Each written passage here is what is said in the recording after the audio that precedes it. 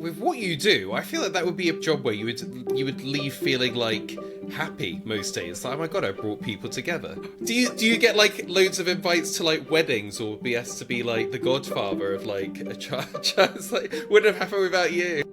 No, no weddings yet. However, there is a client who is in a very, very happy relationship right now, and he's fallen in love with the girl. So I said to him, I better be on that wedding, because if I'm not on that wedding, I'm Love I'm that. telling her how you were before you met me.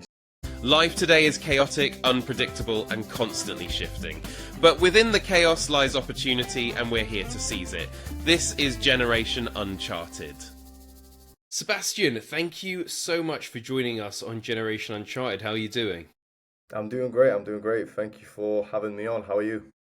Good. Let's jump straight into this then. So, a study by Date Psychology found that 45% of men aged 18 to 25 have never asked a woman out in person. And in 2024, YouGov found that only 8% of Brits met their current partner on a dating app. So, my question to you is, are modern men destined to be single and sexless? Wow, that do you know what? That's a crazy statistic, isn't it? I would say to you that it doesn't surprise me hearing that.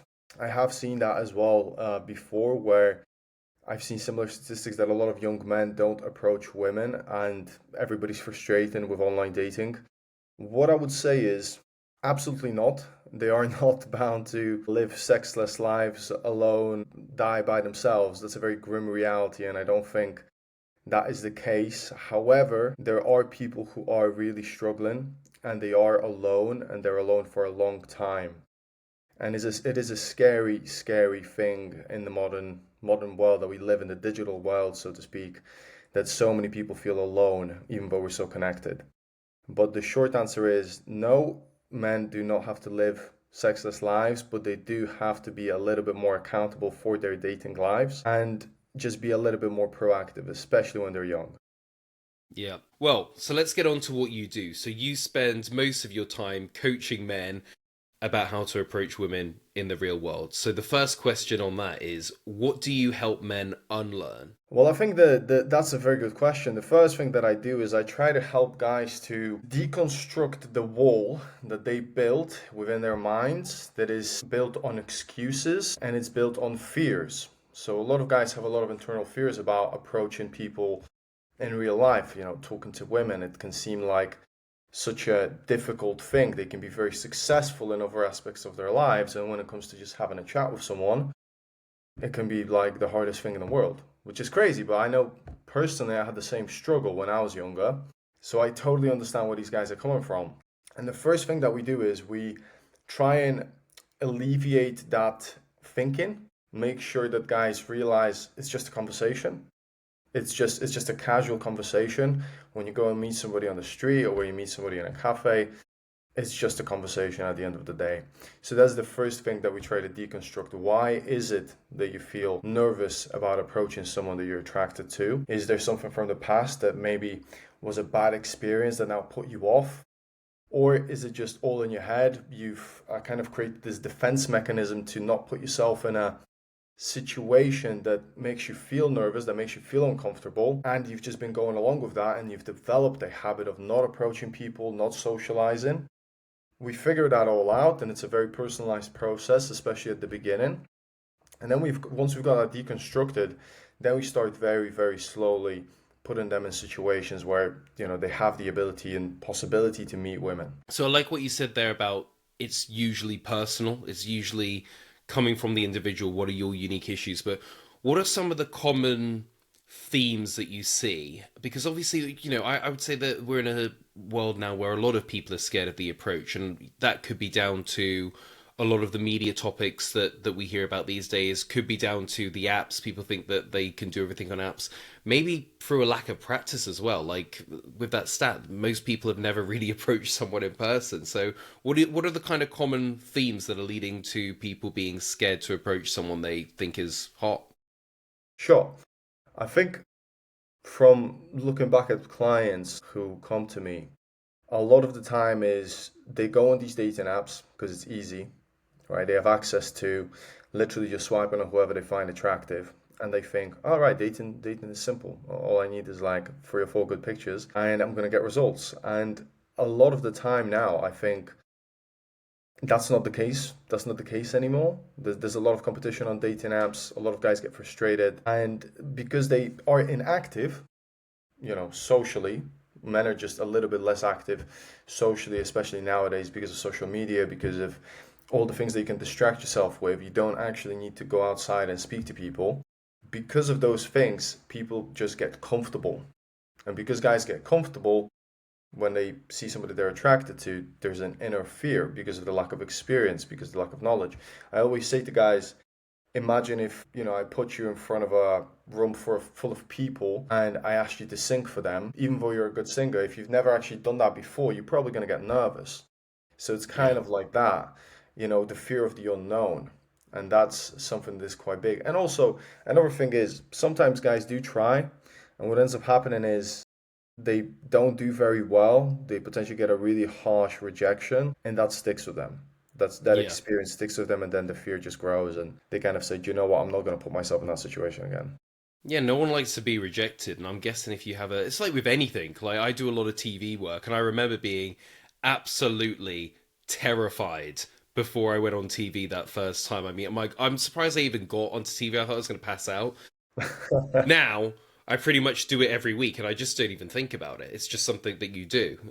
So I guess it's like with anything. If you have a really bad first reaction, if they'd have absolutely eviscerated me the first time, I probably would never have gone back. So I guess I've got a couple of questions coming up on that actually.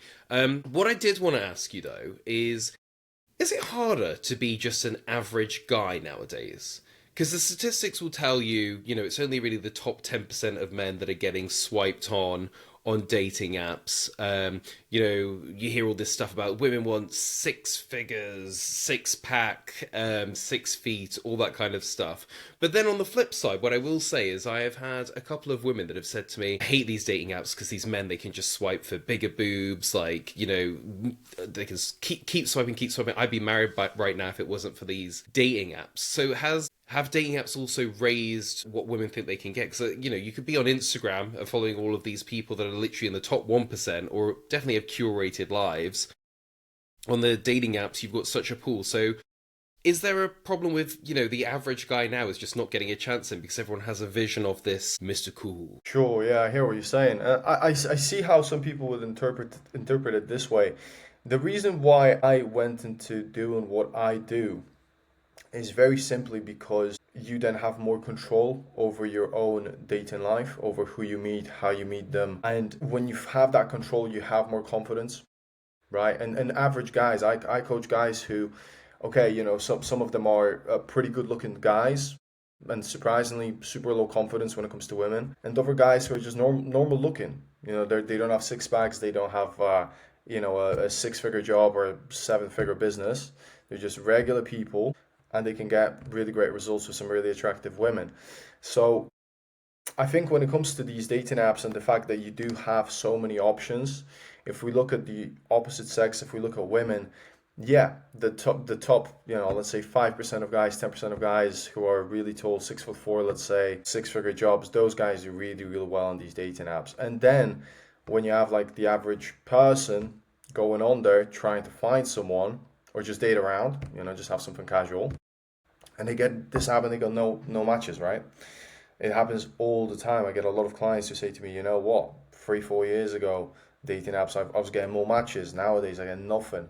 And I think Mm. another thing is we got to discuss is that these are corporations, these are businesses, and of course they know that the primary person who's gonna buy something from them is a man, right? They're gonna buy the boosts, they're gonna buy the super likes, they're gonna buy whatever subscription that they are offering, because that's how it's always been, right? It's always been like that. So they know that if they give people, better algorithm, and if they get shown to all these different women and they get more matches, they're not going to buy. So there is also an element of that, which I don't think we'll ever fully understand and fully see to what extent that is the case. But I think there's also something to do with that as well. What would be your recommendation on that stuff as a, take out, because I know your main thing is approaching in person. Yeah. But if a guy was on a dating app, would you say it's money well spent to invest in boosts and super likes, or would you say just leave it alone? Yeah, do you know what? It's funny because I've had clients who have used that, and pretty much most of the time they're very unhappy with the results. It's just it doesn't, I don't think it does much good for your mental health, for your confidence, waiting for someone to swipe on you, thinking about whether you're attractive enough, why am I not getting matches? Why is somebody else getting more matches than me? All these kinds of thoughts get into your head, and it can really have a negative impact on you. And it's happened to a lot of my clients in the past. And a lot of the time, also, let's be real, guys' profiles on dating apps suck, right? They don't know what they're doing. It's just, like a picture of him laying on the couch with a beer, maybe the beer belly's out a little bit, right? Light and sport. So there's also that element. You gotta have a good profile because at the end of the day, it's kind of like a dating business card. And if your dating Yeah. business card sucks, then you're kind of already defeating yourself when it comes to Yeah. that side of game. So you gotta have an optimized profile, but I would say just to finish this point off, I strongly believe that the old school way of meeting people, meeting women, just in your everyday life is the way to go forward. It's kind of a dying thing in modern society, but I honestly see so many guys who are coming to me for this kind of coaching, and so many of them are going out of it so much more happy and more confident in themselves. And also, they meet women that they want to meet. And then the women also benefit because they get to meet guys that are really, really cool rather than wasting their time on online dating apps. Is it almost the best time if, like, most men are terrified to approach women in person, that others are just stuck swiping on dating apps? If you're the one confident guy going up and approaching people, like, is it the best time? I think so. I mean, it's kind of crazy, but I always say to guys, if you've got the balls to do this, like if you actually have the balls to just go up to someone, you're going to see that in 99% of the cases, you're going to get a relatively decent response. Nobody's going to be like an asshole to you, except, the odd one person or, a couple of people who are having a bad day. Is there a ratio? Is there like a, say, if you were to approach 10 women, what would you expect? Four no's, six yeses, two yeses, eight no's? Like what does good look like? Do you know what? This is something that I've kind of not done. I should have done this when I was looking at my own approaches when I was younger and I was kind of doing it consistently. But I would say if you're somebody who's really struggling with approach anxiety, you shouldn't really be looking at these kinds of statistics because you're probably going to suck at the beginning. You're probably going to have very few results. However, the positive is you're constantly going to be learning new things about what you're doing, how to do it, where to change, what to adjust, what works. But when you get a little bit better at it, I think a good ratio would be probably 4 to 5 kind of numbers out of the 10 because you're going to get girls who are with boyfriends and relationships. They're actually not interested in men, right? So you're going to come across these situations. So I would say 4 to 5 numbers where people are interested in you, and then potentially out of those, you'll get, 3 dates, 4 dates.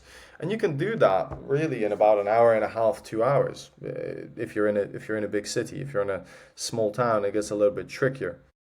But Yeah. if you're in a big city, those are good numbers. Right, let's get cancelled. My favorite thing to do. Let's do it. No, I did want to talk a little bit about Me Too, though, because obviously that was a really big movement. That was a lot of women coming forward talking about a lot of inappropriate behavior from men. Now, it's quite interesting, and this is the cancelling bit, because I think that men that never really cared or had any respect for women took no notice of that whole thing. But I think men that genuinely care and do value women and want to be appropriate, maybe it made them think, oh my gosh, I need to watch everything I'm doing. So, how in the modern world do you sort of coach men to be confident without being inappropriate? Sure. I think, do you know what, that whole movement, it was very, very important. And thankfully, a lot of the cases that, were true, were real, you know. Mm, Unfortunately, some of them weren't. Some of them were kind of trying to destroy men's reputation. And I think the fear that developed for a lot of men is when the claims are not true, and then nobody believes you, right? It's always mm. taken on the female side, and I think that created a lot of fear for a lot of guys when it comes to approaching women in clubs or bars, kind of fueled the fire and made everything a little bit more tricky. What I do is I say to the guys, if you are somebody who is genuinely interested in someone and you show that genuine interest by, first of all, not being aggressive or weird or creepy or saying something inappropriate because you've just meeting this person. We have this whole kind of like structure that we like to follow to demonstrate intent, but not to be too intense at the beginning. It's going to be fine. It's absolutely going to be fine. At the end of the Yeah. day, you're an adult. The woman that you're talking to is an adult. She's been approached before. She's been courted before. This isn't kind of like something that nobody's ever done before. As long as you just explain your intent, and I always like to say you kind of have to reduce the friction that exists at the beginning between stranger to stranger. As long as you can do that and she understands why you've approached her, then she will be able to make a decision as to whether she wants to go out on a date with you or not. And of course, when it comes to the date itself and making sure that you're not overstepping any boundaries or you're not doing anything creepy. We like to take things slow when we coach people rather than, let's say, I don't know, you're having a casual conversation and then you just randomly just jump in for a kiss, right? That's just a bit weird, that's just a bit creepy, or touching someone inappropriately when clearly they haven't given you any signals of interest. Again, these are things that we discuss so that guys are not making these kinds of moves when the woman isn't ready for it, or maybe it would just be too soon, right? So we, Yeah. we always make sure that whatever we're coaching, it's all about reading signals of the person that you're on a date with.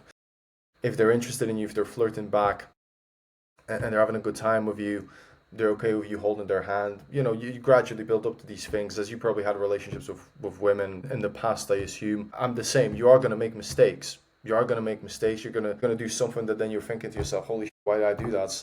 That was so stupid, right? Mm. And then you're kind of thinking about it in your head, like, how could I do that? It's going to happen. It's going to happen. It's just, you can never have a perfect approach or a perfect first date or a perfect second date. There's going to be things that are just going to come up. And then Yeah. again, as adults, I think women can handle themselves enough, and also guys then know, oh, okay, I've done that. I probably shouldn't have done that. I'll apologize and I'll move past it and we'll have a good date still. So it's all about understanding the social dynamics. And then if you do make some kind of a mistake or something happens that's maybe a little bit too soon, you can always apologize and move past it. And I think the world's not going to end, you know? You obviously spend a lot of time coaching men. What would you say is the best way for a woman who's been cold approached to kind of say she's not interested without absolutely destroying his self-confidence and sending him to live in a basement for 5 years? Because obviously, like, what's a nice way to say thank you, but absolutely not? Yeah, I think, do you know what happened to me recently was really, really funny. I was coaching somebody in London, and I usually show the guys kind of like, it's okay to approach someone. Like, look, I'm gonna do it, and I'm not gonna fall apart here. And I go up to this woman, she's walking down the street, and we're having a nice conversation. I just say, hey, excuse me, you look quite interesting. I wanted to meet you real quick. You look like you're having a great day, kind of blah, blah, blah. You kind of move through the conversation. You try and get to know someone, and then I thought it was going great. And she was very, very receptive, very nice lady, very nice woman. And I say, well, can I get your Instagram? Maybe I can, we can link up, go for a drink. And she just goes, yeah, it's Laura at Stop Talking to Me and Get the out of here right now. And I Oh, was, yeah, legit. And I was just like thinking to myself, thank God that was me and not one of yeah. my clients, because that could absolutely destroy your self-confidence. And obviously, I've done a lot of approaches, and I kind of know how to, I do know how to do it. So I know that I wasn't being weird or being creepy or anything like that. But that kind of reaction, I think, is actually really, really, it can destroy someone. It can destroy their self-confidence, and it can mess them up for a long time. It can make you feel very, very scared. And I think that kind of very negative, brash, loud, get the out of here, stop talking to me, what the you're being weird. I think it can put guys off, and then the best way that I've seen a woman kind of, a woman that wasn't interested in me, and I always say to guys, just because I'm socially confident and I know how to lead interactions, it doesn't mean that I'm immune to rejection. There are going to be women who are just not interested in me, and that's okay. And the best rejection that I had was actually a woman just smiling at me and saying, "Do you know what? That made my day. Thank you so much. But I am actually in a relationship. But this was so nice. You coming and chatting me up." Thank you, have a good day, and take care, right? And I thought, you know what? That's such a cool way of a woman just being confident in herself and just telling you straight up, like, I'm not interested, but not being rude or being dismissive and, trying to kind of like break you down, so to speak. Yeah. Well, on a similar vein, then, because I think a lot of men, if you're in a bar or something and you see someone that you think is good looking, you think, I'm going to go over and speak to them. One of the probably biggest fears men have, other than sort of being rejected, would be then her boyfriend walks over and is like, what do you want? Um, or just, in those interactions where it's like, you maybe have spent 20 minutes invested in speaking to a stranger, and then she's like, yeah, my boyfriend of 10 years. So is there a way that you teach people to early on kind of assess if she's open to a romantic relationship or has a boyfriend? Or do you just have to, that's just something you just have to deal with? If there was a radar above women's heads that would tell you boyfriend, no boyfriend, that would be brilliant, right? But unfortunately that technology doesn't exist yet. So you kind of have to go for it and just if you're attracted, have a chat. A lot of the time when it comes to these kinds of settings, women know that they're going to be approached. And if they're single, they will look at a guy that they want to speak to. They will give repeated eye contact. They may even get close to him. They may even start conversations themselves. It's not always like you have to make the first move every time, right? Of course, for a lot of guys, that's not the case. You do have to make the first move. But I would say as long as you get into the conversation, you will very quickly figure out whether she's interested in you or not. Either she will tell you Yeah. that she's a boyfriend, or she'll just turn around and continue chatting to her friends, or be dragged away by her friends. Yeah. So you'll very quickly figure this out. You just actually have to be more proactive because if you're not, and you're just standing there in a corner, as you know, you've probably been out, you've seen, guys just standing there with a drink in their hand, people watching, it's a bit odd, then you're not going to get anywhere. Gotta ask you, what is the sort of reaction to what you do? Because I feel like there was definitely a stigma around sort of people in your space for a certain time. But now in 2025, where I feel like the media is obsessed with like incels and men that can't attract women and so live in their mother's basement, like surely people like you should be lauded as like, thank God we've got someone that can teach them how to approach and get them out of their mom's basement. So how do you feel the reaction? Obviously your clients like you, but what is the sort of wider reaction in the culture to what you do? Yeah, do you know what? One thing that I will say that it's just slightly off topic that just came to my mind, I wanted to say this, is a client did an approach in London and a woman said to him, do you know what? It's so nice what you did. You should teach this to men. That was when I heard that, I was like, I couldn't believe it. That was so kind of like on the spot of what I'm trying to do and share. And it was so nice to hear her say that. Just bringing that back to the main question that you asked me, I think it's kind of accepted that a lot of guys need help with their dating life. However, men are still very shy about seeking help. They kind of put it under the carpet. They don't want to say, oh, I need help with that. Mm, I need help with my dating life. When it comes to the broader community, I think there is still a lot of negative connotations, intentions. What are the mm, intentions of these guys? Do they just want to have sex with a bunch of women and see them as objects? They just objectify them. It's the nature of the beast, so to speak. It's kind of part of the of this community since when I was 16, 17, 18, just starting to watching YouTube videos on this. I like to personally, from my angle, I always say to guys, are you really interested in someone? If it's just about the physical aspect, first of all, you're probably not going to be able to confidently approach them anyway because you're objectifying them. So mm. I like to coach social skills and growing confidence in a slightly different way than just looking at women as numbers and looking at women as a lay count, right? Increasing your lay count. But on the wider community, I see why there are so many people having a lot of doubts as to the true intentions of what it is that I do and people in this space do. And again, the way that I like to coach is slightly different than I think some other people. And I think just bunching everybody together into one group is also a little bit dangerous because it can put the good work that some people are doing under a lot of negative scrutiny that they don't deserve. Yeah. It's a weird one because I do feel like there's this whole thing of men, they want sex. It's like, well, women enjoy sex too. So if you've got a man and a woman that both enjoy sex, I don't see what the problem is. But I do think, And especially in the media and in the society, it's almost like those dirty men. It's like there are so many like women in TV shows like that.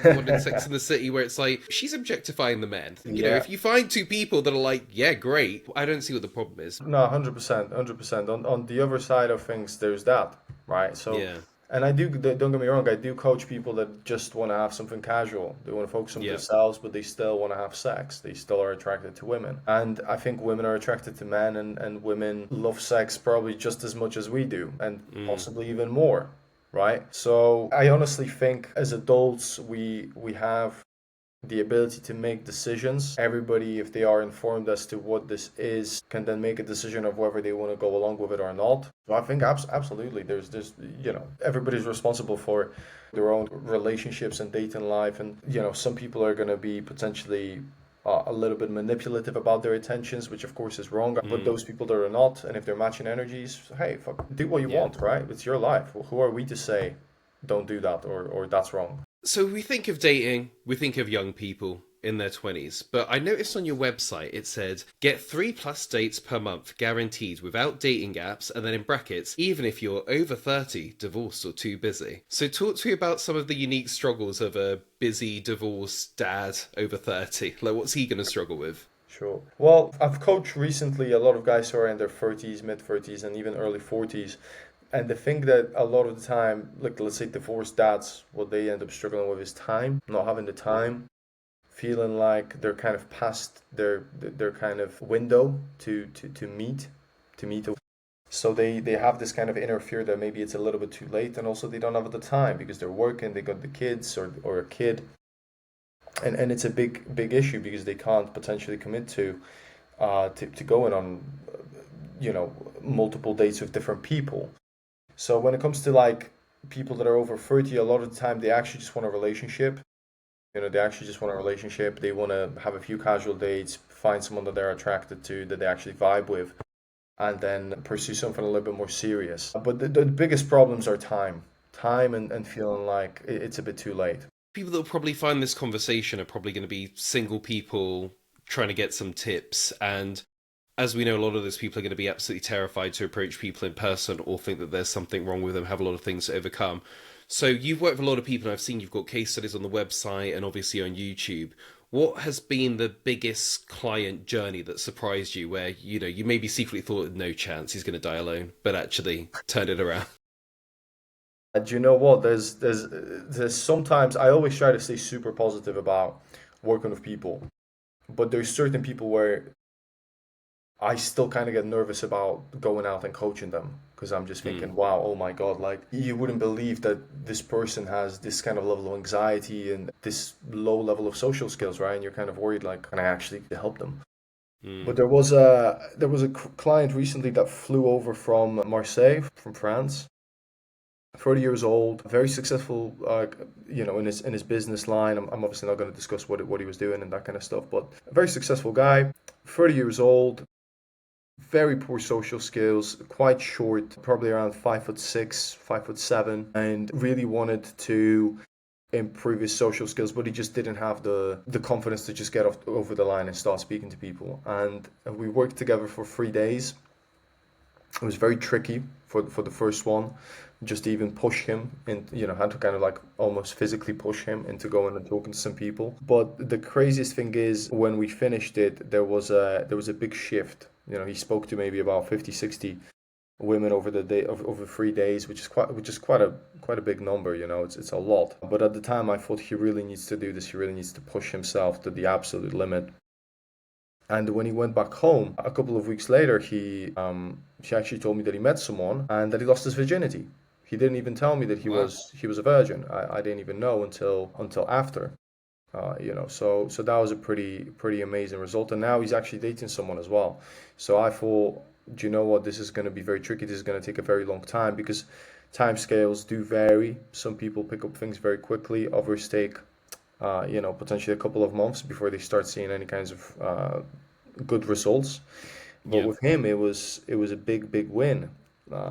Somebody else that I recently worked with is 42 years old, has a kid, and he was married for a while, but it just didn't work out. And then he got into a toxic relationship with this one lady who was kind of gaslighting him a lot, lying to him a lot, being very manipulative about a lot of stuff. And after about a year and a half, and this was a recent relationship, he said, enough is enough. I kind of have to let this go, and I have to kind of live my own life and take care of myself, because the relationship was causing him so much stress, and he was very depressed. He was starting to abuse alcohol and other substances, Yeah. and it was rough. But we started working together. We've been working together for about a month, and what was crazy is how different he was, how much more alive he seemed by the end of it. At the start it was kind of like super depressed, kind of like low energy, kind of like, I don't know if this is gonna work for me, just negative. And then by the end of it, I mean, he was flying. He was full of confidence, loads of energy. Just it's almost like a different human being, Yeah. So there's a lot of different cases. I've been doing this for a few years now, so I don't remember everybody. But the best thing is when you see someone who's come into this with deep fear, deep rooted fear, and then by the end of it, they're just kind of like almost like a new person, full of confidence and just enjoying life a lot more. No, this I with what you do, I feel like that would be a job where you would leave feeling like happy most days. Like, oh my god, I brought people together. I A mean, lot of the time, a lot of the there's time you're probably exhausted. do you get like loads of invites to like weddings or be asked to be like the godfather of like a child? It's like wouldn't have happened without you. No weddings yet. However, there is a client who is in a very very happy relationship right now, and he's fallen in love with the girl. So I said to him, I better be on that wedding, because if I'm not on that wedding, I'm Love I'm that. telling her how you were before you met me. So Let's circle back around something you said earlier, which was about the girl that said you should teach this. Because I did want to ask this. Look, most men, like probably like 95% of men, are going to want to date and have sex in their lives, yet no one shows them how to do it. And yet, as a society, we moan when men get it wrong. Do you think that this should sort of be taught in schools? We teach them so much stuff in schools, or physics, and this is how you'd get to the moon. Well, you're not going to the moon, but most of you are going to want to interact with a woman or a man or whoever, um, and get their number and date them. But we don't really teach them how to do it, and we don't teach girls how to handle it and how to say no or how to say yes. Do you actually think that this should be what you do should actually be taught in schools? that is an interesting question. What I would say is social. Obviously, not putting you out of business. Yeah, no. I mean, I was just gonna say, how do I navigate this one? I would say I would have definitely personally, looking back at my youth, I would definitely have benefited with some lessons on just social skills, not necessarily date, because dating skills and social skills, they do kind of go hand in hand a little bit. And social skills weren't really taught, and I think if we do have some classes on developing connections, speaking to new people, how to network, how to build better social lives, I think that will definitely have a positive impact on a lot of people's lives. I mean, you said you get taught some things that you never use, but when it comes to something that would be so beneficial to people, is not even touched. So I think definitely there could be some kind of a way of integrating social skills classes. I think it depends on the age, right? I mean, maybe kids at 12, 13 are not quite ready for hardcore dating advice and dating coaching things, right? Yeah. But definitely some form of social skills should be taught so that people can kind of navigate those relations a little bit better. Just coming off of that then, because I feel like as a society, like we're good at calling out bad behavior when it comes to dating. And I think that's on both sides. Like you get a lot of articles like my boyfriend did this, my girlfriend did this, it was terrible and blah blah, or heaven forbid, someone approached me in the street, they were really inappropriate. But a lot of articles are written by, married people or people that are in relationships and stuff. But I feel like someone like you has so much knowledge of what single people are getting up to and how it goes well and how it goes wrong. What if you were like writing articles about dating, like how would you want that conversation to change? What do you think we should be focusing on when it comes to dating? I think, like I said to you before, a lot of people seem to have this connotation that, oh, you're a pickup artist and you just want to sleep with as many women as possible, and your clients are sleazy and who also want to do the same. I think that from my personal perspective, I think that there's a lot of guys out there and a lot of women out there who accept their sexuality, who are sexually very open, who love sex, who are happy to have sex. And I think that that should be a little bit more accepted in society as a whole.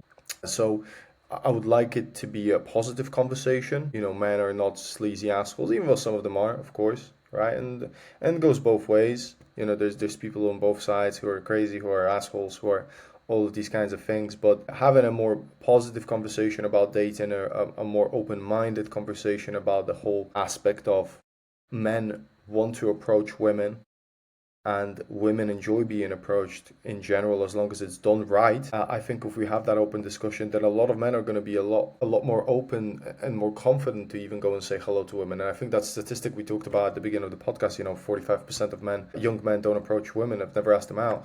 I think that would start reducing. I think it's very important for young men, especially if they want to Yeah. develop confidence in themselves, to talk to women, to talk to the opposite sex, because it builds character as well. It builds a resilience to rejection, and it can really help you grow. And I think if we have that positive outlook on the aspect of what we refer to as day game, cold approach, approaching women in the street, then I think a lot of men would benefit, and a lot of women would start meeting guys that they're actually really, really attracted to, and that they really like, and they can have potentially something serious with. And if it's not something serious, they can have something really great that's casual. Yeah, well, that was actually something I did want to ask you about because you've touched on it a few times there. So, what would your advice be to a man that's like, maybe he's just come out of a relationship or he's, really young and is like, I don't want anything serious. I do actually just want to meet people and have a bit of casual sex, but has been made to feel like that's a really bad thing. Mm. So, what would your advice be to him for kind of like, his mentality, but then also to not be leading women on and pretend that he wants more than that? I think what you've just, I mean, look, I'm a guy and I've been through that phase, for a very long time. And now I'm in a relationship now. I actually met my girlfriend through day game, through approaching her in the street. And at the time, I wasn't really looking for anything serious with her, but it kind of developed into something serious. And I was very lucky to have kind of met her, through what I do. What I would say to young guys is if that's what you want to do, just don't be dishonest. Just Mm. don't be dishonest. I was always very honest about my intentions. I even, maybe almost too honest, right? Because there's a thing about being too honest, and then you come off, like, oh shit, I don't want to be with this guy, right? So there's a way of phrasing things, but I think honesty is very important. Transparency is very important, and a lot of women, again, they will be absolutely fine with that, and the ones that are not, they will tell you, and you will go your separate ways. It's interesting. When I met my now fiance, I had only been single 6 months and I was having the time of my life and I actually didn't want a relationship. And then she showed up, and I tell her all the time, like, oh, why couldn't you have shown up like 2 years later? Like, I was having a great time. I was in my prime. Then you had to show up being all cute. And then you're kind of like, how did this even happen? Like, what happened? How did this go? Now I'm like 3 kids in, and like, what? Like, this was not the game plan. I was tricked somewhere down the line. Anyway, so there's been a lot of talk about manosphere and toxic dating advice. So how do you help your clients avoid falling into that stuff? Well, you can never control what people watch and what influences them. At the end of the day, these are the guys that come to me, they are adults and they will have seen different kinds of dating advice before maybe they discovered me. What ends up happening is that I tell them to approach our coaching with a clear mind, clean slate. And the moment that they start seeing changes, positive changes to their confidence, women being more responsive, going out on dates, they realize actually all of that other stuff that I saw, it's not quite right. It puts a lot of women off actually.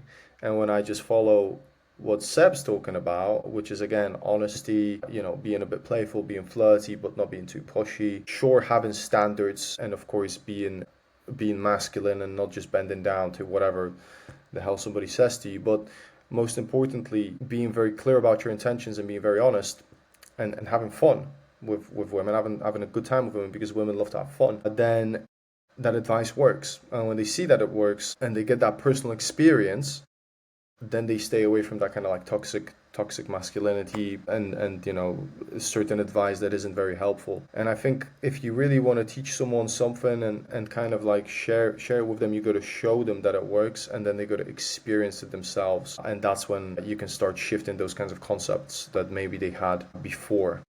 Right, let's get on to some tip questions, because anyone that's watching this is going to want some of your good tips without making it so that they don't actually come to you for advice. A little sneak Um, peek.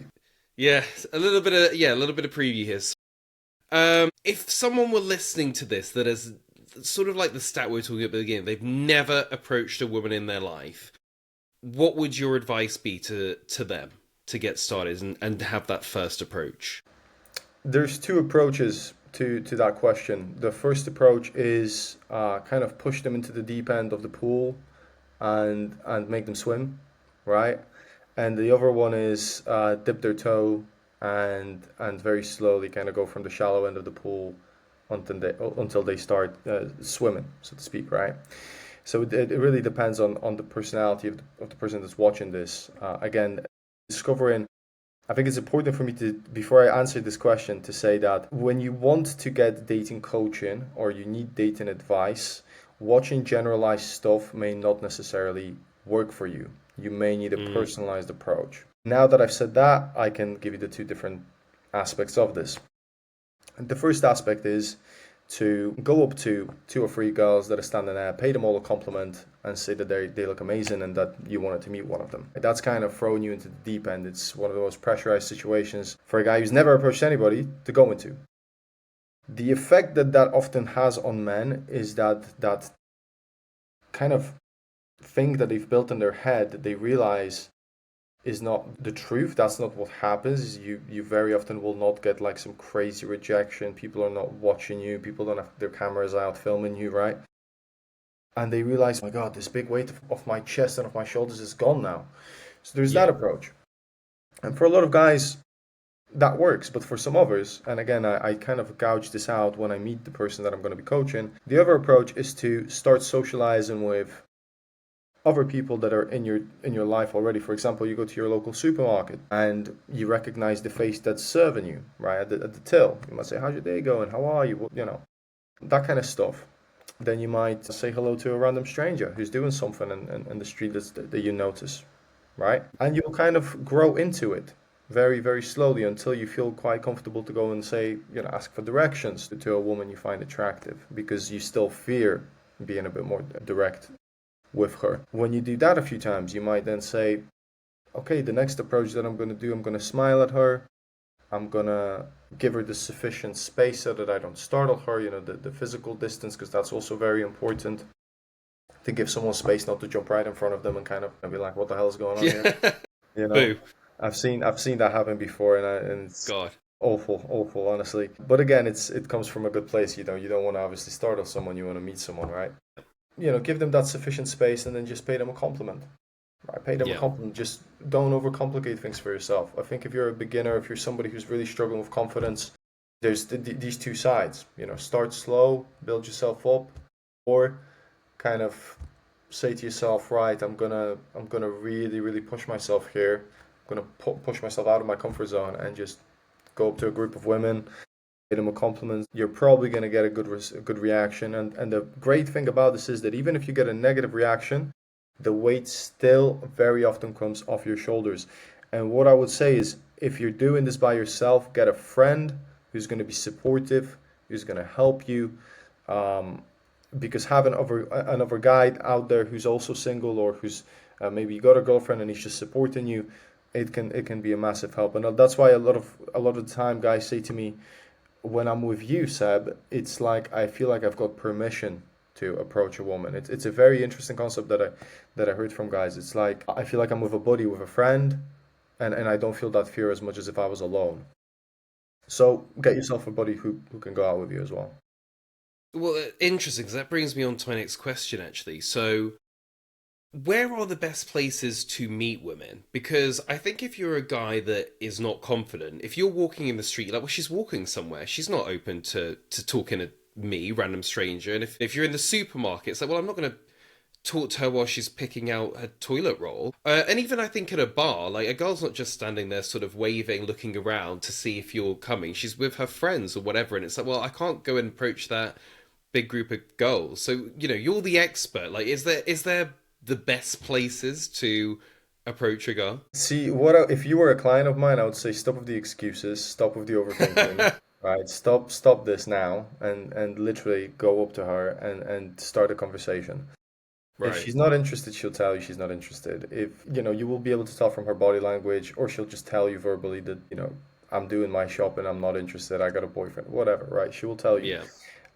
Don't make the mistake, I would say to the people that are watching this, the guys that are watching this, don't make the mistake of not approaching someone because you feel like the timing isn't right. You're never going to come across this person probably again in your life, especially if you're living in a big city. So take action.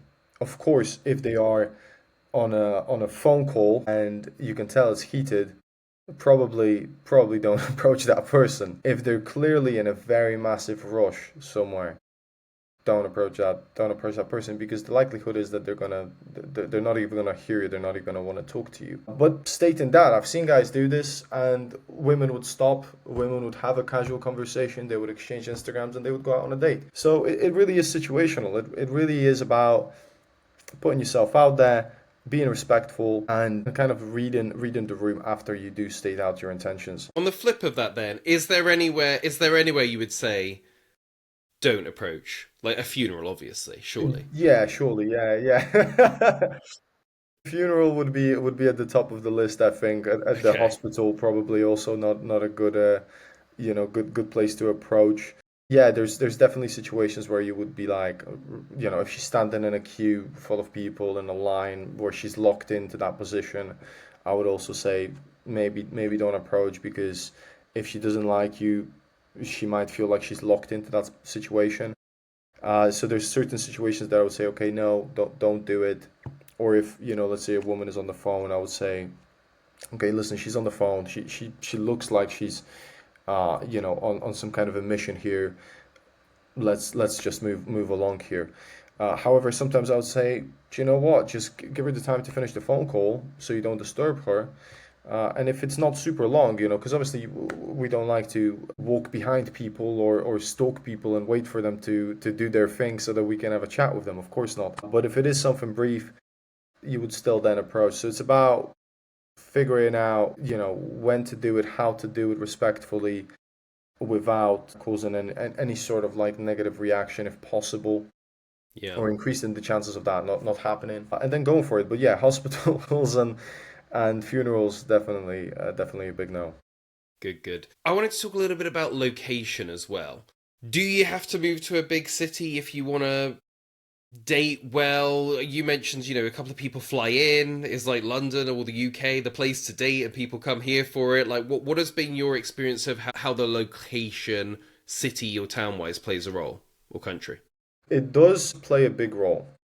And I'll tell you why. It plays a big role because when you are somebody who has poor social skills and you're living in a town of 50,000 people, let's say, you might run into two or three women that you're attracted to, that you're interested in the day. And also because the town is so small, people are going to start being like, this guy is constantly out here chatting people up. And of course, they don't know, you know, Here he is again. here he is again. Oh, it's Tom. Here he is again. Standard Tom on a Saturday afternoon. They might get the wrong connotation of what you're trying to do because they obviously don't know you as well. So when you're living in a bigger city, you've got a larger volume of people. There's also more people that are single. There's also, more people in your age range, just because there are more people, more things to do. It's just better because of those things. The volume of the amount of people that are there, it just helps a lot, especially if you're dealing with social anxiety, because you're going to be able to speak to as many people as you want at the end of the day.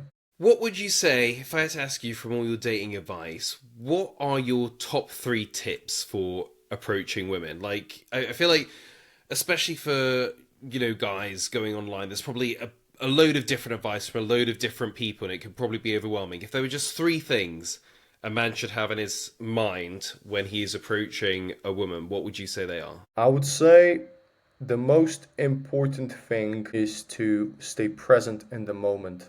And I talk about that a lot. a lot of guys will overthink an approach.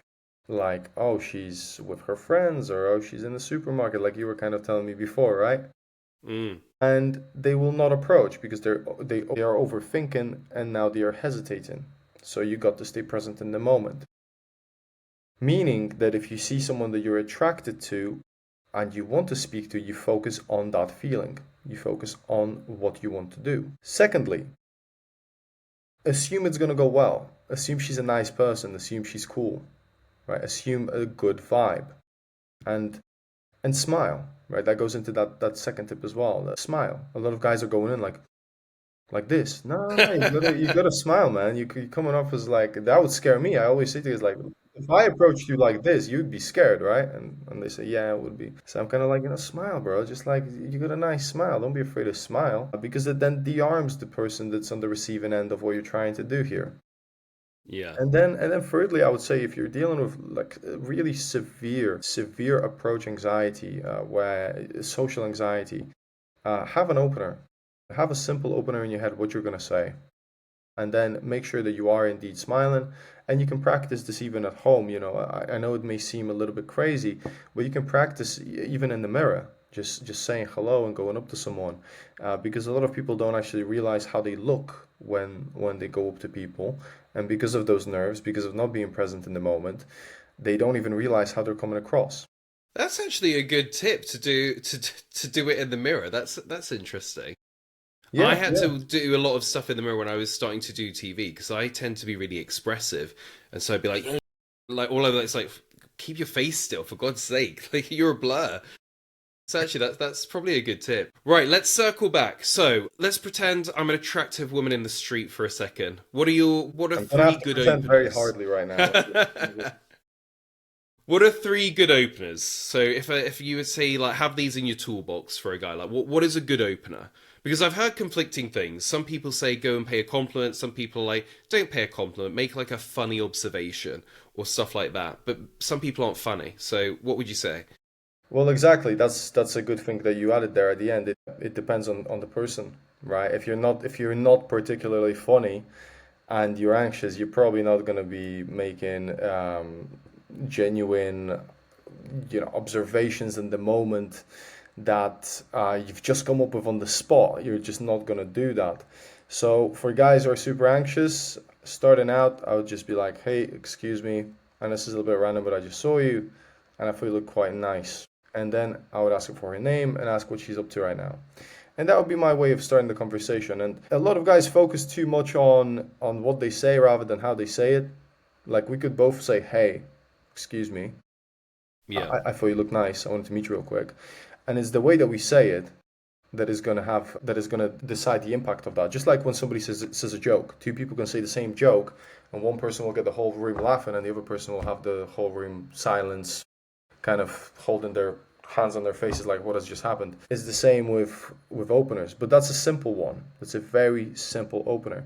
Another one that I like, which is something that I actually heard online, I can't even take credit for this, but it was going something along the lines of, hey, excuse me, I didn't like the fact that we're strangers. I wanted to meet you real quick.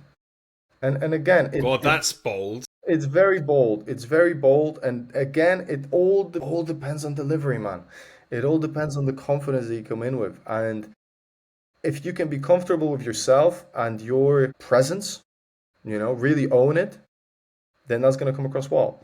And again, if guys think that an opener is going to get them laid or get them into bed with a woman, then they're wrong. The opener is one of the least important things that you're going to do, because at the end of the day it's just an attention grab. It's building the conversation that is where you're going to attract someone or not attract them. So I would say keep it simple. I always say just stick to 2 free openers and that's it. Well, actually, it's almost like you're preempting these questions. So the next thing I actually wanted to talk to you about was from men's looks to having discipline to having achievements, like flirting and cold openers. It's only going to get you so far. Like eventually, you're going to have more to offer than a little bit of flirty chat. So, do you give advice to men on how to be someone that a woman would actually want to date? And what are some of the common things that men need to like get sorted? I think what I say to guys is you cannot make the pursuit of women the center of your world. Because if that's all that you're doing with yourself, then you are really missing out on self development, self growth, and you're probably going to end up being very, very unhappy as you go through life, and you're probably not going to grow as much as you could have grown. Ambition is something that a lot of women like in men. You know how we talked about like, oh, guys think that women are only into guys who have like six figure, seven figure incomes, that kind of Mm, stuff. That's not necessarily the case. Of course, there's certain women who are absolutely dating just to get a guy who has that. 100%. There's loads of them. But there's a lot of women who want an ambitious man, who want a man who is mature, who's not, you know, acting dumb all the time, like sometimes we all do with the boys, right? We all have moments, where mm. there's a place and a time for things. But above all else, I think ambition, maturity, and having some things going on. Having some things, not being too needy, not being too available, and also if you're being serious with someone and it's actually something that's a little bit longer, just open communication. Women Yeah. women want a guy who can have open communication with them. A lot of guys, and I can speak from personal experience. I used to be at the beginning of my relationship a little bit closed off, and if my girlfriend had a problem with me, I would say no, that's not my problem. It's your problem. You gotta fix that. You gotta work on yourself. And I would kind of like try and shut the argument down and put things on her. And when I kind of had this like self-analysis of what was going on, I was like, do you know what? I think I need to be a little bit more open to what she's saying and really hearing what she's saying. So that was something that was important to me. But just going back to the beginning, because I know I kind of went on this big tangent here. I would say it's important to be ambitious and have your own thing going on. You cannot make a woman the center of your attention initially, because you're just going to put her off. She's going to feel like you're needy. She's going to think like you're not got anything going on for yourself. And that's obviously not good. And it's not healthy for a guy to just be chasing women. No, what you're saying about your relationship there, try being bisexual. So I was with a guy before, then I had this massive period of being single, and then I was dating a girl. But I just sort of went back into, well, this is just what it's like in a relationship. It's like, no, you need to treat me like a woman. I'm like, what? Like, I had to relearn sexism a little bit. Right. Anyway, just a couple more questions to finish off with. I wanted to talk to you a little bit about role models because I got asked to write an article recently about male role models. This was more sort of broader, and I really struggled with writing this article of sort of movie and TV characters that men should emulate because I actually do think when you look at it, a lot of these characters now are either deeply troubled, which is obviously you don't want to be deeply troubled, or they're an idiot. There aren't a lot of kind of smooth, suave guys in movies and TV shows that you could say to men, look, this is what women want, like on a date or in a cold approach. So are there any people from movies and TV where you're like, be like him, act like him, like, that's what you should be trying to emulate? Do you know what? I used to copy what I would see, and I always found it to be very constraining. I always found it to Right. be very ungenuine, and I wasn't actually able to do it that well. And then I found myself um, feeling kind of weird because now I'm thinking, okay, I gotta act this way forever now. No, I'm No, locked in. do you know what I mean? I'm locked into this I personality really now. wish I hadn't have put on that Australian I accent. need to change my name and change my family and everything like that. So I was just thinking to myself, maybe this is, if you go too deep with this, yeah, it could be quite negative. But I think there's definitely certain behaviors and certain characters that I would say guys can look up to. For example, I'm a big movie guy. I'm a big movie geek. Robert Downey Jr. in the Avengers Yeah, yeah, movies and yeah. Iron Man. His kind of like confidence, the playful side that he has, how funny he can be, how witty he can be. Not everybody can have that. Not everybody can be like that. But if you are someone who's inherently witty, you can then emulate that into your interactions with women because women like it when a guy can be that confident and that witty and the conversation is flowing and energy's kind of like exchanging, right? So that's something that I would see, and I was like, yeah, this guy's cool. This guy's like a really fun masculine guy, but he's not toxic or stuff like that, right? He's not an per se.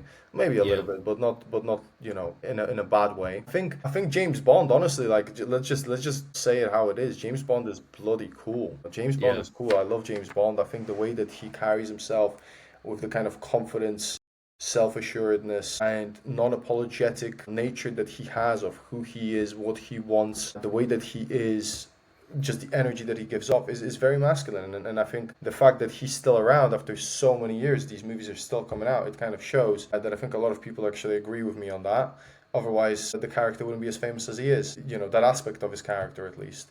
Obviously, again, like I said, you don't want to just pretend you're James Bond and take on everything, but there's Yeah. certain elements of the character that I think are quite attractive to women.